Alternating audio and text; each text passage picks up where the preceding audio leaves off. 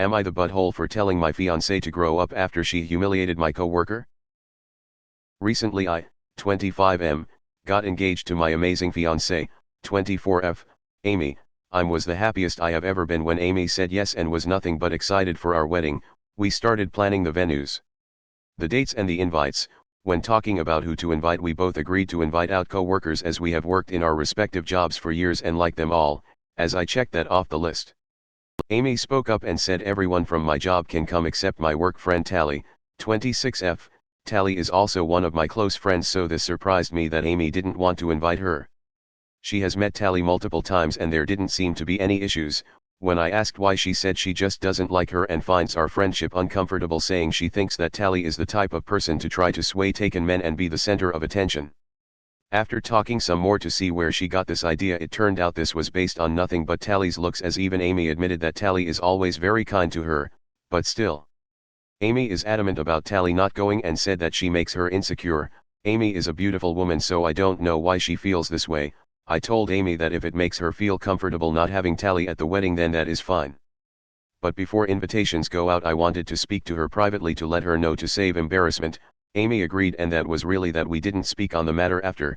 A week or so later I went into work and Tally started to ignore me. Only really talking if it was work related.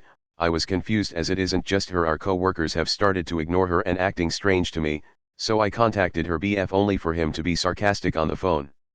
I asked what the problem was. When he asked if I actually didn't know what happened, he then filled me in. Turned out a few days earlier Amy came to my work on my day off with invitations. I had no idea she even made them yet, and handed everyone an invite in front of Tally. Then saying to Tally, "You aren't invited, women like you aren't welcome," which has sparked everyone suggesting she is my other woman. Since then she has been harassed by some guys at work and shunned by the women. She is now looking for another job. This pissed me off and I apologized profusely, as I didn't know. When I got home that night I confronted Amy about this. She denied it at first, but then told me she did it, but it is now not an issue because she's quitting her job. I flipped on her, saying how she clearly didn't trust me to say, and that she crossed a line doing all this behind my back.